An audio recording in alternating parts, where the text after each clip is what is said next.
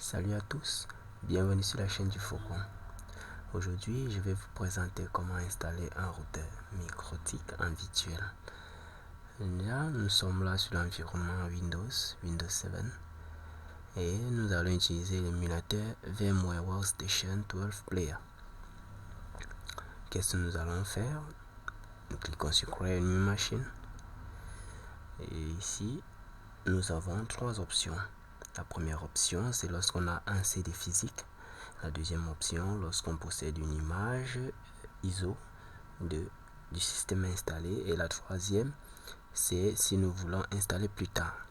Alors, dans notre cas, nous allons choisir notre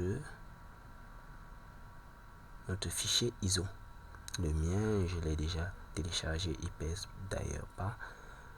La version ici est 6.45.1, la version stable. Alors on charge notre CD et on démarre l'installation. Ici nous avons plusieurs systèmes. Alors Microsoft, Linux, Novell, Solaris, Oda. Oda, c'est lorsqu'on ne connaît pas quel type. Moi personnellement, je ne connais pas sur quel environnement tourne l'OS de MikroTik. Alors je vais choisir Oda. Ici c'est le nom de la machine, donc je vais la renommer. Je vais dire MikroTik. Oui, ici c'est le chemin. Je vais laisser le chemin par défaut. Et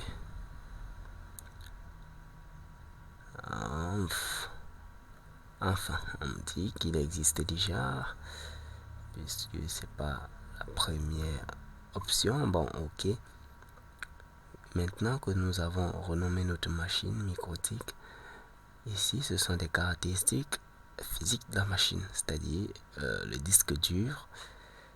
Nous avons deux options, soit tout mettre dans un seul fichier ou alors éparpiller, c'est-à-dire la RAM aura son fichier, le disque dur aura son fichier, etc., etc. Moi je vais tout mettre dans un seul fichier. Ici on nous présente le listing ou alors le journal de toutes les configurations. Alors je vais faire quelques petites bidouilles ici. Qu'est-ce que je vais pouvoir bidouiller? Bien, tiens, on a un routeur. Ici, on a une seule interface réseau, ce qui n'est pas normal. Nous devons donc lui ajouter d'autres interfaces réseau. Alors, qu'est-ce qu'on fait? On ajoute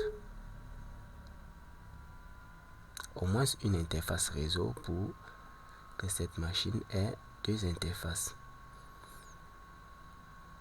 Là, on va mettre un bridge.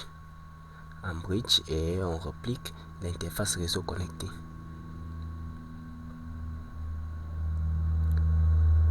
Ok.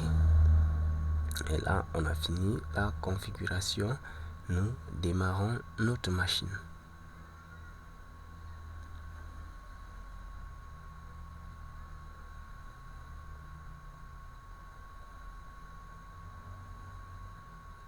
Alors ici, pour l'installation, nous allons tout choisir. Ça, ce sont les différents services ou les différentes fonctionnalités qui se trouvent dans le routeur. Alors, pour tout choisir, nous appuyons sur la touche A. Et ensuite, I pour installer. On nous dit, voulez-vous garder les anciens? Je dis oui. Et voulez-vous continuer? Oui. Ça va charger les services. Ensuite, les installer. Rappelons que pour ceux qui ont des claviers ACRT, cet environnement nous impose un clavier QWERTY. Donc faites très attention. Une fois que le système est installé sans problème, nous allons retirer le CD d'installation. Nous le déconnectons et nous redémarrons la machine.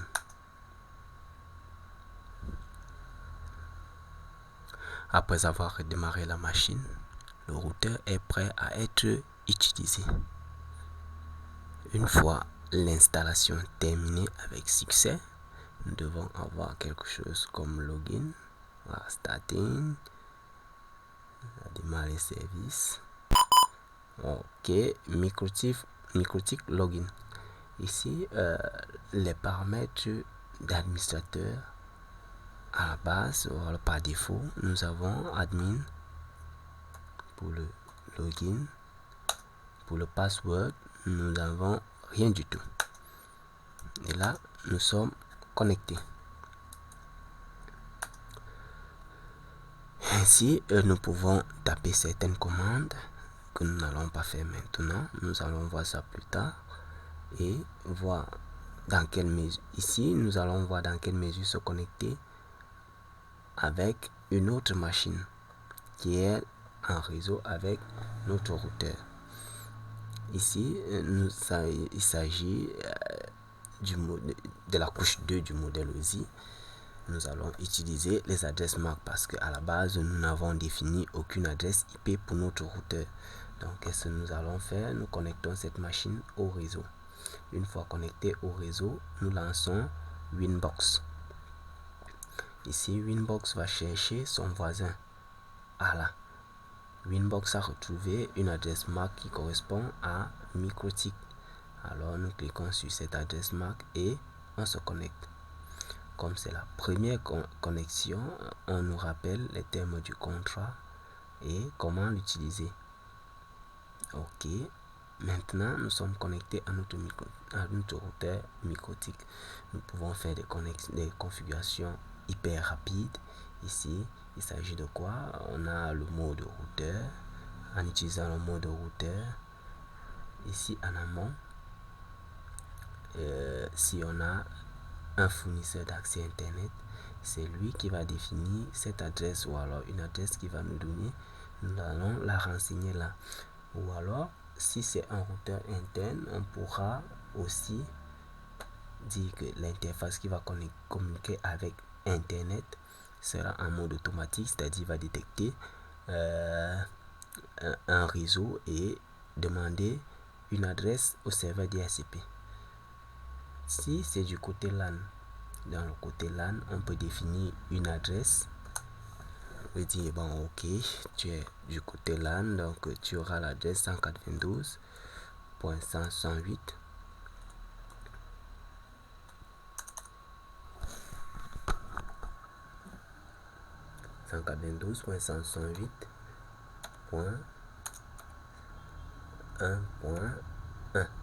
Par exemple, avec un masque de /24. On dit pour tous les ports, non, on dit ok, tu vas lui donner cette adresse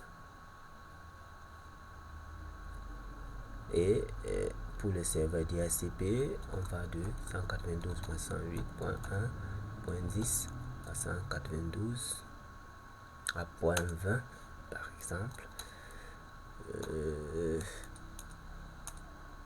jusqu'à 192.168.1.20. On lui dit tu peux également faire le NAT. On applique. Ok. Ce que nous pouvons encore ajouter, c'est les configurations pour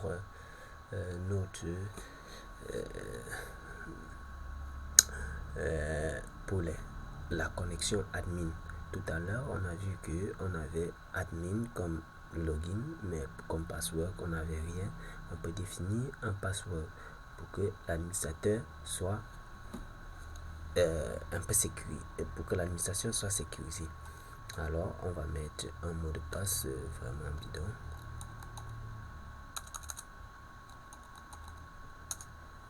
Ok, on applique et ok.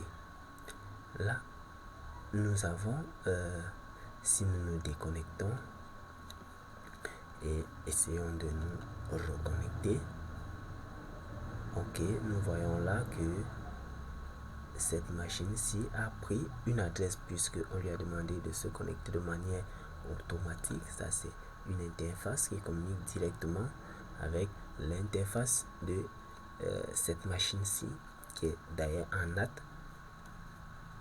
Si nous essayons de nous reconnecter sans mettre le password, alors Microtik va dire non, je ne te connais pas. Ainsi, nous mettons le mot de passe qu'on a renseigné. Et là, on se connecte. Maintenant, nous pouvons également essayer de voir si le serveur DHCP fonctionne, si le service DHCP, autant pour moi, fonctionne. Si le service DHCP fonctionne, nous allons changer notre carte réseau de là où elle était, comme elle est configurée en NAT. Nous allons la mettre en HOTS. Non, c'était plutôt en bridge. Oui, en bridge. En bridge. En bridge. Et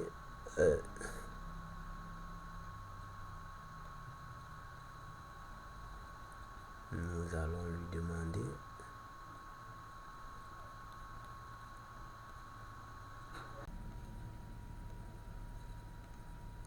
alors si nous essayons de reconfigurer notre, on va dire, ifconfig, nous voyons bien là que ça a récupéré l'adresse de notre serveur DHCP. Ainsi, si vous avez aimé la vidéo, lâchez un pouce. N'oubliez pas de vous abonner et d'activer la cloche de notification. Le meilleur reste à venir. Nous allons voir prochainement comment configurer plus d'autres services dans le cadre de notre routeur MikroTik. N'hésitez pas de liker un maximum